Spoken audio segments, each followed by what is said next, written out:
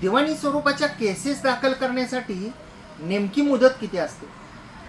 आपण जेव्हा या विषयाच्या अनुषंगानं आपल्या दृष्टीनं जे नेहमी तालुक्याच्या ठिकाणी जातात किंवा जे नेहमी कोर्टामध्ये जातात, कचेरीमध्ये जातात, जे माहितगार लोक आहेत असं आपण समजतो, त्यांना आपण विचारतो की अशी मला एक दिवाणी केस करायची आहे आणि ह्याची मुदत किती आहे, आणि ते त्यांचं जे ज्ञान आहे त्या पद्धतीनं आपल्याला सांगतात. कोण 3 वर्ष म्हणतं, कोण 1 वर्ष म्हणतं, कोण 12 वर्ष म्हणतं. परंतु आपल्याला कोणतीही दिवाणी स्वरूपाची केस दाखल करताना आपल्याला ती केस दाखल करण्याची मुदत किती आहे हे माहीत असणं आवश्यक आहे. ज्यांना कायद्याचं ज्ञान नाही त्यांच्याकडून सल्ले घेऊ नका. सध्या सोशल मीडिया आहे, गुगल आहे, आपण त्या ठिकाणी सुद्धा शोधू शकता. शोधल्यानंतर आपल्या प्रश्नाचं उत्तर मिळू शकतं. तर केस दाखल करण्याची मुदत किती असते याबद्दल आज आपण बोलणार आहोत. नमस्कार, मी आपला वकील मित्र ॲडव्होकेट कैलास नाईक. कायद्याचं म्हणजेच तुमच्या फायद्याचं बोलूया तुमच्या हक्काच्या कोर्ट कचेरी या यूट्यूब चॅनलवर. मित्रांनो, हा प्रश्न जो आहे तो आपण एक स्पेसिफिक असं म्हणू शकत नाही की प्रत्येक केससाठी एकसारखी मुदत आहे. यासाठी लिमिटेशन ॲक्ट आहे, म्हणजे मुदतीचा कायदा आहे. तर आपण याला 2-3 भागामध्ये विभागणार आहोत या विषयाला. लिमिटेशन म्हणजे काय असतं, केस उशिरा दाखल केली तर काय होते, आणि केस जी आहे ती उशिराने दाखल करून घेतली जाते, कोणत्या केसेसमध्ये उशीर माफ केला जातो, या सर्व प्रश्नांची उत्तरं आपल्याला या व्हिडिओमध्ये मिळणार आहेत. व्हिडिओ थोडासा मोठा होईल, त्यामुळे व्हिडिओला शेवटपर्यंत पहा, व्हिडिओ स्किप करू नका. तर समजा आपण उदाहरणासाठी घेऊया की तुमचे कोणीतरी पैसे घेतलेले, तुमच्या जमिनीवर कोणीतरी अतिक्रमण केलं आहे, तुमच्या मालमत्तेवर एखाद्या हक्क आहे, परंतु समोरचा व्यक्ती तो हक्कच मान्य करत नाही. उदाहरणार्थ तुम्हाला वाटप देत नाही, आणि समजा एखादं खरेदी खत किंवा एखादा दस्तऐवज आहे तो आपल्याला रद्द करून मागायचा आहे. या सर्व गोष्टींच्या वेळी आपल्या मनामध्ये एकच प्रश्न येतो, आणि तो प्रश्न म्हणजे याची मुदत किती आहे.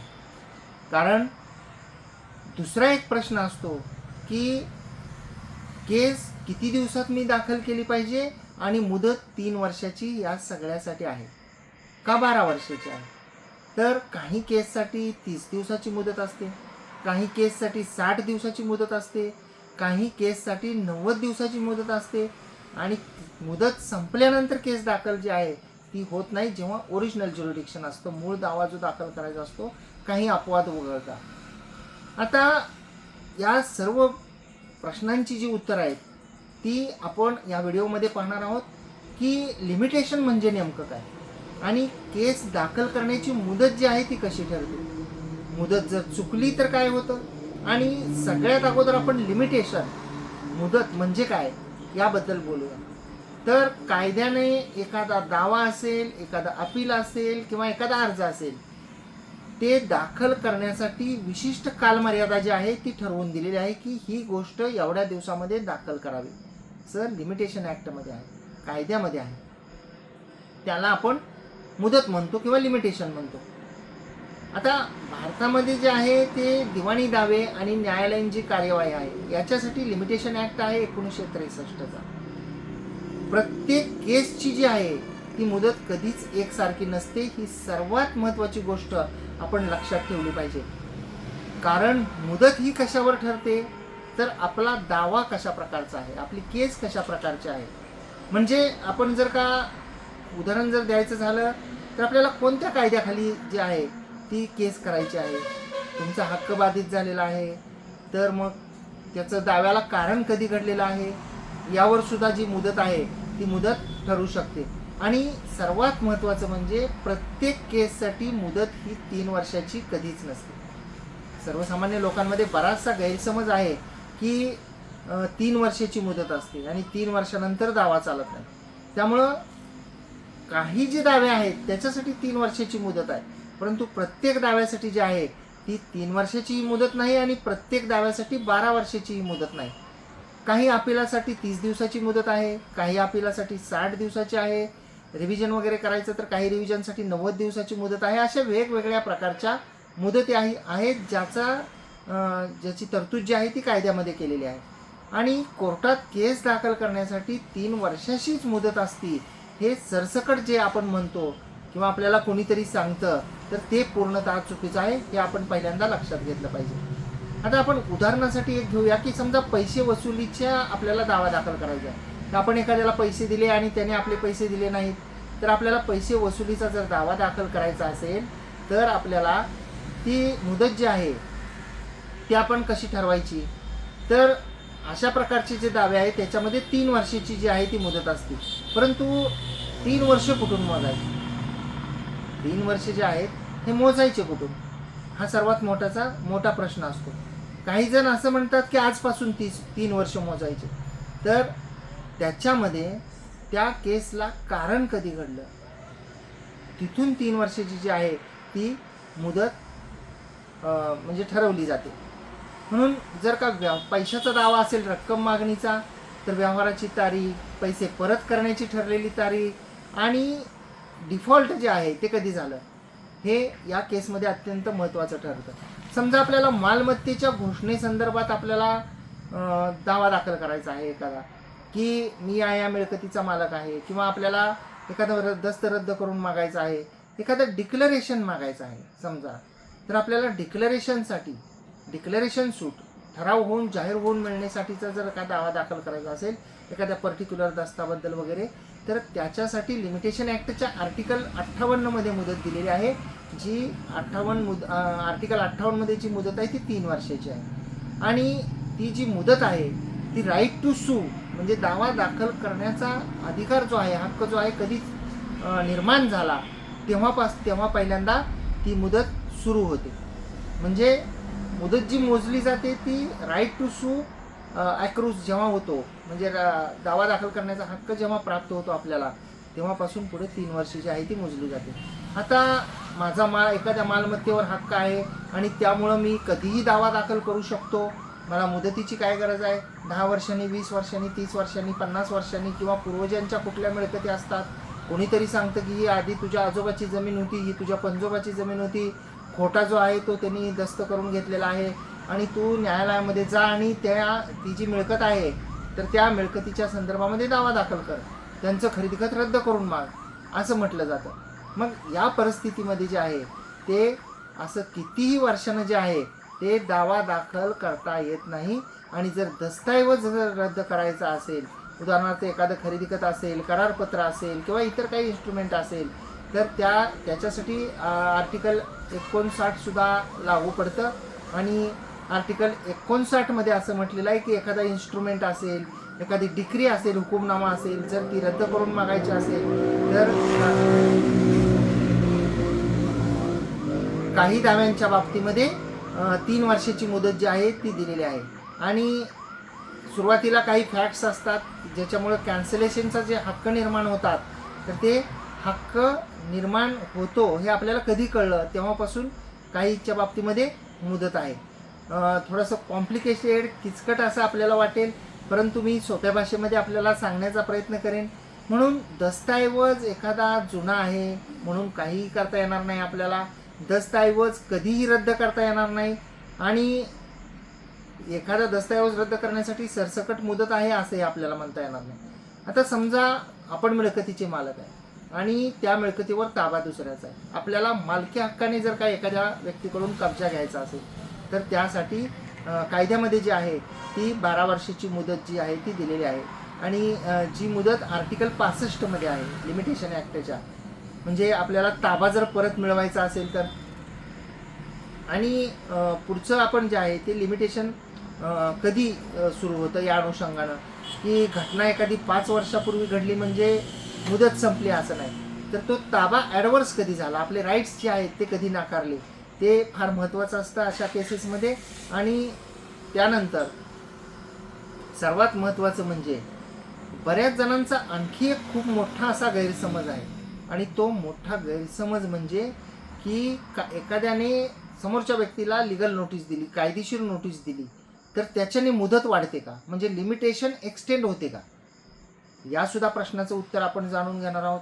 समजा एखाद्या दाव्याची मुदत 3 वर्ष आहे आणि तुम्ही 3 वर्ष लिमिटेशन संपण्याच्या आधी समोरच्या व्यक्तीला नोटीस पाठवली, तर फक्त लिगल नोटीस पाठवल्यामुळं जे लिमिटेशन आहे, मुदत जी आहे ती पुन्हा नव्यानं 3 वर्ष जी आहे ती सुरू होते का? असं बऱ्याच जणांचं गैरसमजसुद्धा असतो की आता मी नोटीस पाठवलेली आहे आणि मी त्यांना असं म्हटलेलं आहे की 3 वर्ष जी मुदत आहे ती मला पुढं वाढवून द्यावी, अशी मी लिगल नोटीस पाठवलेली आहे, त्यामुळे माझी जी आहे ती मुदत वाढलेली आहे. तर असं होत नाही. लिगल नोटीस पाठवली म्हणजे जो मुदतीचा कालावधी आहे तो आपोआप जे आहे ते पुढं वाढत नाही. त्यामुळं लिमिटेशनवर परिणाम करणाऱ्या या बऱ्याचशा गोष्टी आहेत. जर आपल्याला मुदत वाढवायची असेल एखाद्या आपल्या ॲग्रीमेंटची किंवा एखाद्या कराराची, त्याच्यातल्या अटी शर्तींची, तर आपण एक वेगळा दस्त त्या अनुषंगानं करू शकतो की आपल्यामध्ये असा पद्धतीचा करार झालेला आहे, त्याची मुदत ही होती, परंतु काही वैयक्तिक अडचणीमुळं, तांत्रिक अडचणीमुळं आपण याच्यामध्ये हा व्यवहार पूर्ण करू शकणार नाही आणि त्यासाठी आपण ही मुदत जी आहे ती पुढे एवढ्या दिवसासाठी, एवढ्या महिन्यासाठी, एवढ्या वर्षासाठी वाढवत आहोत. असं मुदत जर वाढवायची असेल तर स्पेसिफिक आपल्याला वेगळा अलहिदा एक डॉक्युमेंट जे आहे ते आपल्याला करावं लागणार आहे. केवळ लिगल नोटीस दिली किंवा आपण तोंडी ठरलं तर या सर्व गोष्टीमुळे मुदत ही आपोआप वाढत नाही. आता आपण हे जे मुदतीचा कायदा आहे तर या मुदतीच्या कायद्याची काही महत्त्वाची कलमं पाहणार आहोत. त्याच्यामध्ये जे आहे ते कलम 18 एक आहे. कलम 18 जे आहे की ते असं म्हणतंय की समजा लिमिटेशन पिरियड संपण्यापूर्वी एखाद्या विशिष्ट प्रकारच्या लेखी ॲक्नॉलेजमेंट जर दिलेले असेल तर त्याचा मात्र परिणाम होऊ शकतो, म्हणजे पुढे जर मुदत वाढवली असेल. कलम 19 आहे. त्याच्यामध्ये काही परिस्थितीमध्ये डेप्ट किंवा इंटरेस्ट बाबत पेमेंटचा परिणामसुद्धा होऊ शकतो. म्हणून केवळ नोटीस पाठवल्याने मुदत जी आहे ती वाढू शकत नाही. आता मी लिगल नोटीस पाठवलेली आहे, मला तुम्ही एवढी मुदत द्या असं मी कायदेशीररित्या कळवलेलं आहे वकिलामार्फत, त्यामुळे आता मला काळजी करण्याची गरज नाही असं कधीही समजू नका. आता दुसरा एक मुद्दा आहे की समजा चुकीच्या कोर्टामध्ये केस दाखल केली तर त्याच्यामुळे जी मुदत आहे ती वाचते का? हा एक महत्त्वाचा प्रश्न आहे. समजा तुम्ही प्रामाणिकपणे, बोनाफाईडली, ड्यू डिलिजन्सने म्हणजे अगदी वेळेमध्ये एखाद्या कोर्टामध्ये केस दाखल केली आणि तुमच्या नंतर असं लक्षात आलं की आपण ज्या कोर्टामध्ये केस दाखल केलेली आहे त्या कोर्टाला अधिकार क्षेत्रच नाही, तर त्या परिस्थितीमध्ये जे आहे ते लिमिटेशन ॲक्ट 14 जे आहे ते लागू होतं आणि लिमिटेशन ॲक्ट 14 प्रमाणे त्या न्यायालयामध्ये जी केस आहे ते आधीच्या प्रोसिडिंगमध्ये गेलेला जो काही कालावधी आहे तर तो वगळण्याचा प्रश्न जो आहे तो निर्माण होऊ शकतो. परंतु त्यासाठी कठोर अशा अटी आहेत की त्या अटींची पूर्तता होणं गरजेचं आहे. त्या स्पेसिफिक काही ज्या अटी आहेत कलमामधल्या तर त्याची पूर्तता केल्यानंतर मुदत जी आहे ती वगळली जाते आधीच्या कोर्टात दाखल केलेली. आणि चुकीच्या कोर्टात केस दाखल केली म्हणून लिमिटेशनमधून आपोआप वाचली असं समजण्याचं कारण नाही. आता दुसरा एक महत्त्वाचा प्रश्न असा येतो की समजा आपली केस एखादी दाखल करायची आहे आणि आपल्याला मुदत आहे ती केस दाखल करण्यासाठी कायद्याने दिलेली, परंतु आपण घाईमध्ये बरेच दिवस केस दाखल केली नाही. आपल्यानंतर लक्षात आलं, आपण वकिलांकडे गेलो, आपल्याला कागदपत्र काढायला वेळ गेला आणि जी मुदत आहे आपली ती मुदत उदाहरणासाठी उद्या संपणार आहे आणि उद्या कोर्टाला रविवार आहे. आपली कागदपत्रांची पूर्तता तर आज झालेली आहे. आजच्या आज सगळं तयार करून न्यायालयामध्ये दाखल तर करणं शक्य नाही आणि सगळी पूर्तता आपली आज झाली आहे. आपल्याला केस उद्या रेडी होऊ शकते, उद्या दाखल करू शकतो, परंतु उद्या तर मुदत संपते. आजची शेवटची मुदत होती आणि उद्या माननीय न्यायालयाला सुट्टी आहे. तर अशा वेळी म्हणजे कोर्ट बंद असेल आणि लिमिटेशनचा शेवटचा दिवस जर असेल तर या परिस्थितीमध्ये नेमकं काय होतं? समजा तुमच्या केसचं लिमिटेशन जे आहे ज्या दिवशी संपतं त्या दिवशी जर कोर्टाला सुट्टी असेल तर लिमिटेशन ॲक्टचं कलम 4 या ठिकाणी लागू होतं. कलम 4 मध्ये यासाठीच तरतूद दिलेली आहे की जो प्रिस्क्राइब्ड पिरियड आहे, जो ठरवून दिलेला पिरियड आहे, तो ज्या दिवशी संपतो त्या दिवशी जर कोर्ट बंद असेल, कोर्टाला सार्वजनिक सुट्टी असेल, जे कोणत्याही वेगवेगळ्या सणासुदीच्या सुट्ट्या असतील किंवा काही रविवार असेल, शनिवार असेल, न्यायालयाच्या ज्या सुट्ट्या असतात त्या, तर शेवटच्या दिवशी जर सुट्टी असेल तर नेक्स्ट डे, ज्या दिवशी न्यायालय पुन्हा उघडणार आहे त्या दिवशी आपण ती केस दाखल करू शकतो. म्हणजे समजा शुक्रवारी मुदत संपते, दुसरा आणि चौथा शनिवार आला आणि रविवार आला तर सोमवारी आपण दाखल करू शकतो. मुदत ज्या दिवशी संपते त्या दिवशी रविवार आला तर आपण सोमवारी केस दाखल करू शकतो. एखादा मंगळवार, बुधवार, गुरुवार, शुक्रवार आहे परंतु त्या दिवशी सार्वजनिक सुट्टी आहे तर त्याच्या दुसऱ्या नेक्स्ट दिवशी, ज्या दिवशी कोर्ट उघडणार आहे त्या दिवशी आपण ती केस दाखल करू शकतो. म्हणजे ते लिमिटेशन नेक्स्ट डे पर्यंत एक्सटेंड होतं. त्या आणि एक सल्ला म्हणून की शेवटच्या दिवसापर्यंत कधीच थांबू नये. शेवटच्या दिवसापर्यंत थांबणं हे कधीही टाळावं. आता पुढचा एक महत्त्वाचा प्रश्न, तर तो प्रश्न असा आहे की एखाद्या केसची मुदत संपली तर केस दाखल करता येते का? हा म्हणजे आपल्याला केस दाखल करायची होती परंतु आपण ती मुदतीत केली नाही तर काय होईल?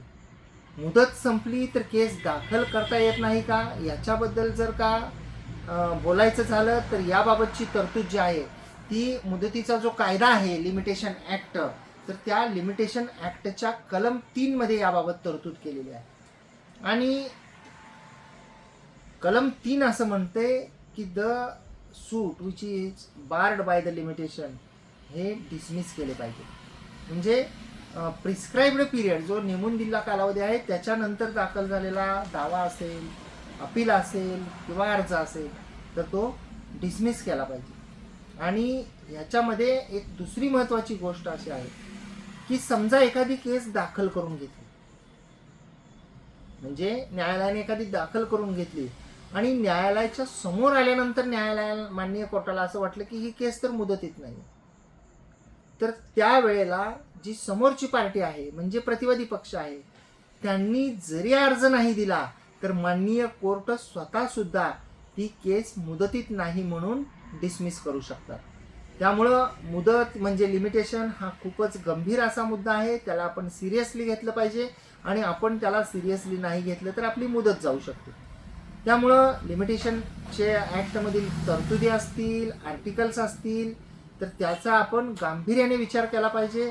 आता बऱ्याच जणांना माहिती आहे की कलम 5 म्हणतात उशीर माफीचा अर्ज. तर उशीर माफीचा अर्ज मुदत संपल्यानंतर दिला जातो. हो, दिला जातो. पण तो कोणत्या प्रकरणांमध्ये दिला जातो? प्रत्येक प्रकरणामध्ये तो अर्ज विलंब माफीचा चालतो का? तर अजिबात नाही. एकदा उशीर झाला तरी कलम 5 मध्ये डिले कंडोनेशनचा आपण अर्ज करू आणि दावा दाखल करू असं पण बऱ्याच जणांना वाटतं. तर असं घडत नाही. या ठिकाणी एक महत्त्वाची गोष्ट आहे, कारण लिमिटेशन ॲक्टचं जे कलम 5 आहे ते जे अपील आहे त्याच्यासाठी लागू. किंवा जसं की एखादा दावा आहे माननीय न्यायालयाने तो रद्द केला, गैरहजर राहिला वादी म्हणून, तर त्याला आपल्याला त्याच न्यायालयामध्ये तो दावा जो आहे तो पुन्हा बोर्डावर घेण्यासाठीचा अर्ज करायचा आहे. त्याची 30 दिवसाची मुदत आहे डिसमिस झाल्यापासून. आणि जर आपण 30 दिवसामध्ये नाही केलं तर तो रिस्टोअर करावा म्हणून जर का विलंब झालेला असेल तर कलम 5 प्रमाणे विलंब माफीचा अर्ज करता येईल. परंतु मूळ दावाच दाखल करण्यासाठी जर विलंब झालेला असेल तर कलम 5 हे त्या ठिकाणी लागू नये. माननीय कोर्टाने एखादा निर्णय दिलेला असेल, त्याच्या विरुद्ध आपण अपील दाखल केलेला असेल, रिव्हिजन दाखल केलेला असेल, ते करायला जर आपल्याला उशीर झालेला असेल तर आपण कलम 5 प्रमाणे सबळ कारणं घालून विलंब माफीचा अर्ज देऊ शकतो. आणि ती कारणं मेहरबान कोर्टाला पटली तर विलंब माफ होतो आणि आपला अपील किंवा रिव्हिजन किंवा एखादा अर्ज जो आहे तो स्वीकारला जातो. सर्वात महत्त्वाची गोष्ट ही या ठिकाणी आपण लक्षात घेतली पाहिजे की लिमिटेशन ॲक्टचं कलम 5 जे विलंब माफीच्या संदर्भातलं आहे ते सूट्स म्हणजे जे दावे आहेत ओरिजिनल, तर त्या दाव्याला सर्वसाधारणपणे लागू होत नाही. आणि ऑर्डर 21च्या ॲप्लिकेशनचा पण त्या ठिकाणी अपवाद आहे. म्हणून प्रत्येक केसला कलम 5 वापर करून आपण विलंब माफ करून घेऊ हे पूर्णतः आपण चुकीचं आहे. सूट म्हणजे मूळ दावे आणि अपील ॲप्लिकेशन या दोन्हीमधला फरक जो आहे तो आपण जाणून घेतला पाहिजे. मूळ सूट्स असतात, मूळ दावे जे असतात तर त्या मूळ दाव्याला विलंब माफ जो आहे तो करता येत नाही. आता लिमिटेशन आणि कॉज ऑफ ॲक्शन म्हणजे लिमिटेशन आणि दाव्याला घडलेलं कारण हे सुद्धा खूप महत्त्वाचं आहे. त्याच्यामध्ये एक महत्त्वाची गोष्ट अशी आहे की तुम्हाला जर का एखादी केस दाखल करायची असेल तर आपण 2-3 प्रश्न जे आहेत ते फायनल केले पाहिजेत सर्वात आधी.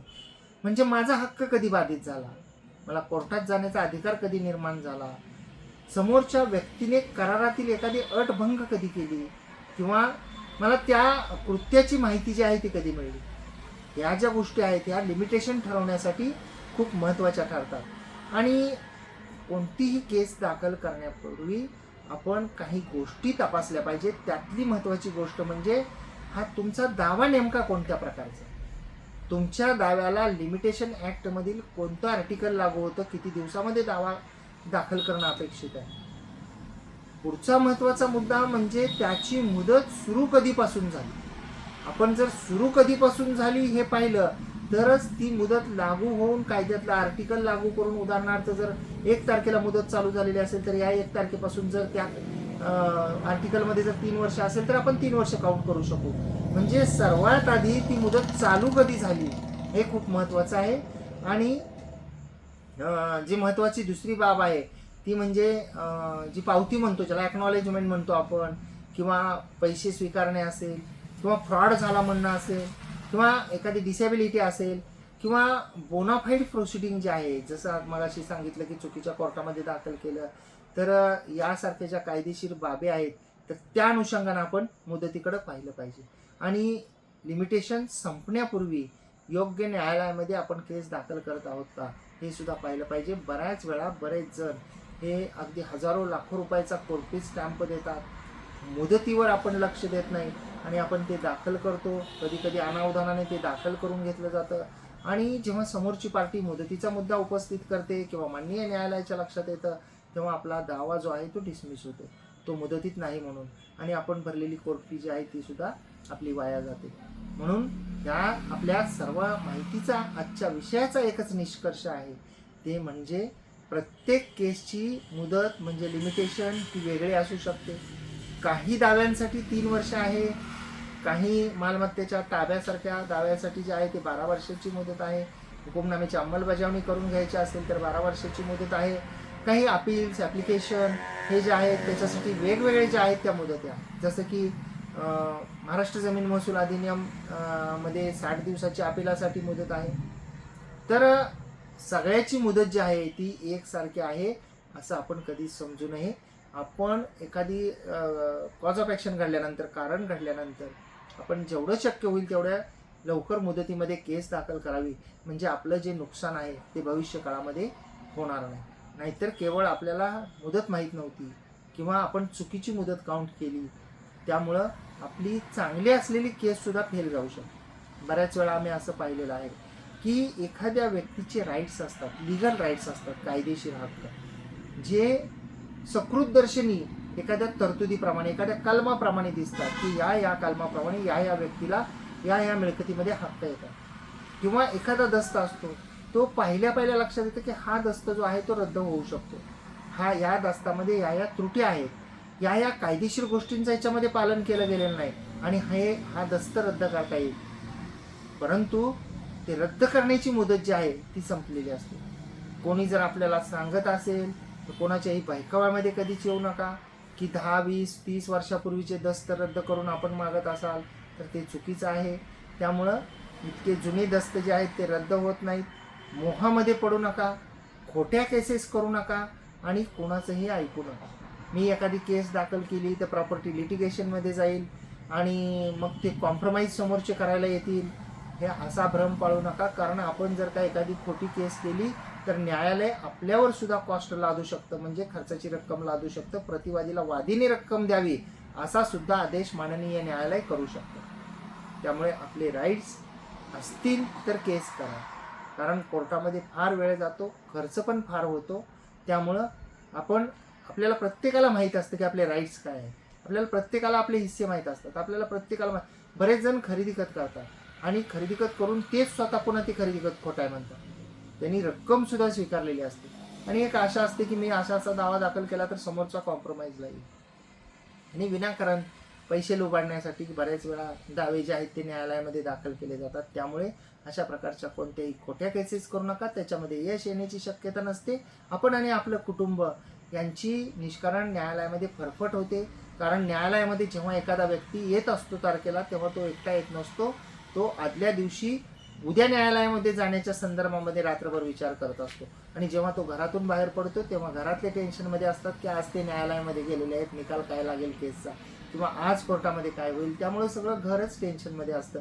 त्यामुळं कोर्ट कचेरी ही कधीही आवश्यक असली तरच केली पाहिजे, विनाकारण केली नाही पाहिजे आणि खोटे तर अजिबात केली नाही पाहिजे. अपेक्षा करतो की माहिती आपल्याला समजलेली असेल. मुदतीबाबत आपण गांभीर्याने घ्याल, मुदत आपण पाहाल अशी अपेक्षा व्यक्त करतो. कोर्ट कचेरी यूट्यूब चॅनलला जर आपण सबस्क्राईब केलेलं नसेल तर सबस्क्राईब जरूर करा. बाजूचं बेल आयकॉनचं बटन जरूर दाबा, म्हणजे व्हिडिओचे नोटिफिकेशन आपल्याला मिळतील. आपण जर या व्हिडिओला फेसबुक आणि इंस्टाग्रामवर पाहत असाल आणि जर का अद्याप आपण फॉलो केलेलं नसेल तर फॉलो जरूर करा आणि त्या ठिकाणी सुद्धा लाईक करा आणि व्हिडिओला जास्तीत जास्त शेअर करा. धन्यवाद.